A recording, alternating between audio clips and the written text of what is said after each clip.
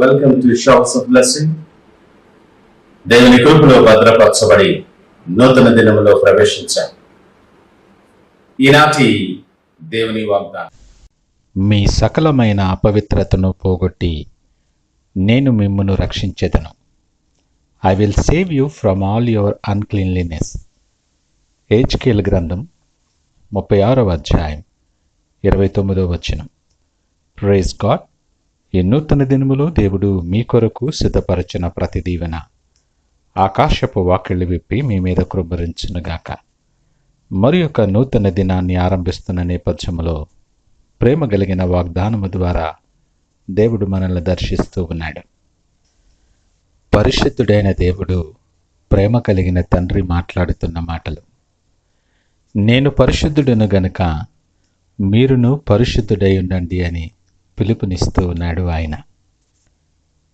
పాపము వలన దేవుని మహిమను పొందలేకపోతున్న స్థితిలో మనమున్నాం. పాపములో పడిపోయి అపవిత్రమైన జీవితాలతో మగ్గుతున్న మన ఎడల కనికరము కలిగిన వాడై ప్రేమపూర్వకమైన మాటలు ఈ ఉదయకాలమున మనతో మాట్లాడుతూ ఉన్నాడు. ఆయన కనుదృష్టిలో నీవున్నావు.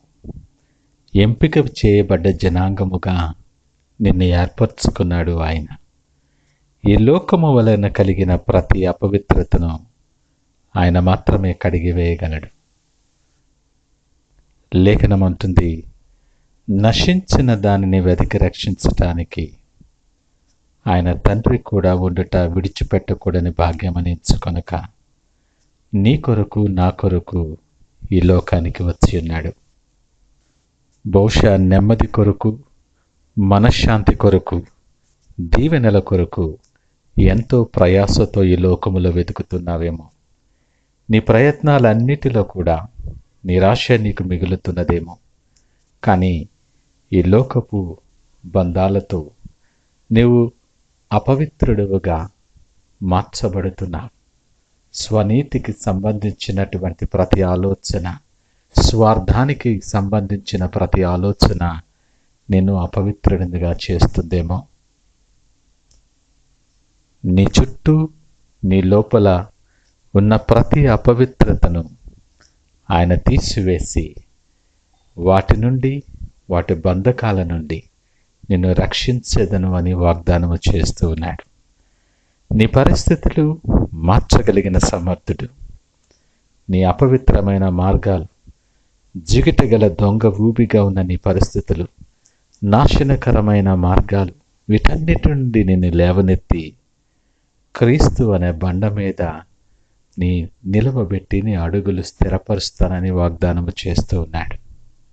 ఆయన ఉద్దేశములు నీ ఎడల సమాధానకరమైనవి, నీకు మేలుకరమైనవి ఉన్న నేపథ్యంలో నీ ప్రవర్తన అంతా ఆయన అధికారానికి నువ్వు ఒప్పుకో. అప్పుడు నీ త్రోవలన్నీ సరళము చేస్తానని ఆయన వాగ్దానము చేస్తూ ఉన్నాడు. నీ ప్రయాస, నీ ప్రయత్నాలు, నీ జ్ఞానము దానికి సరిపోదు. ఆయన అనుగ్రహించు రక్షణలో పాలిభాగస్తునిగా నీ ఉండటానికి సిద్ధపడు. పవిత్రపరచబడటానికి, నీ బంధకముల నుండి విడిపించబడటానికి, ఆయన సిద్ధపరిచిన ఆశీర్వాదాలు పొందుకోవటానికి సిద్ధపడమని పిలుపునిస్తూ ఉన్నాడు. రక్షించుటకు ఆయన సిద్ధముగా ఉన్నాడు. నువ్వు ఎక్కడ ఉన్నా, ఏ పరిస్థితుల మధ్య ఉన్నా రక్షింప నేరక ఉండునట్లు ఆయన హస్తము కురుచ కాలేదు. నువ్వు దిగులు చెందొద్దు, ధైర్యాన్ని కోల్పోవద్దు. దేవుడు విడిచిపెట్టాడని నువ్వు ఆలోచించి కృంగిపోవద్దు.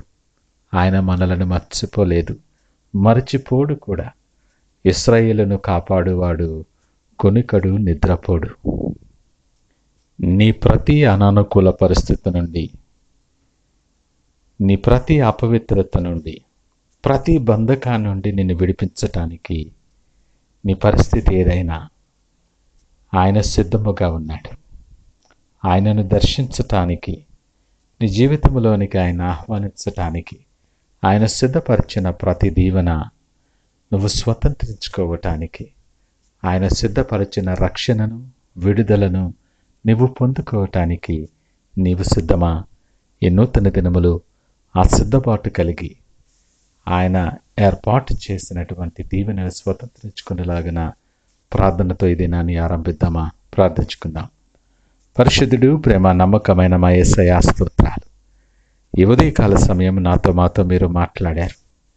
పాపము చేత చచ్చిన వారమైనటువంటి మమ్మలను, మా సకల విధమైన అపవిత్రతను పోగొట్టి మమ్మల్ని రక్షిస్తాననిచ్చిన వాగ్దానం మాకెంతో ఆదరణ కలుగు చేస్తుంది, ధైర్యాన్ని ఇస్తుంది. ప్రభువా, మీకు వందనాలు. నీవు ప్రాణము పెట్టునంతగా ప్రేమించేవాడవు. మీకు వందనాలు, స్తోత్రాలు. మేమిచ్చి నీ రుణము తీర్చుకోగలం. ఈ దినము మేమేమై ఉన్నామో అది నీ ఉచితమైన కృప. ఈ నూతన దినములు మీకు ఇష్టమైన పాత్రలుగా మేము ఉండగలగటానికి మమ్మల్ని సిద్ధపరచండి. నీ కార్యాలు, నీ చిత్తము మా జీవితములో ఫలించటానికి అనుకూలమైనటువంటి స్థితిలో మా మనస్సులు, మా మార్గాలు మార్చి మీరే మహిమ, ఘనత, ప్రభావాలు పొందుకోమని యేసు పరిశుద్ధ నామమున అడిగి వేడుకొనిచున్నాము తండ్రి. ఆమేన్.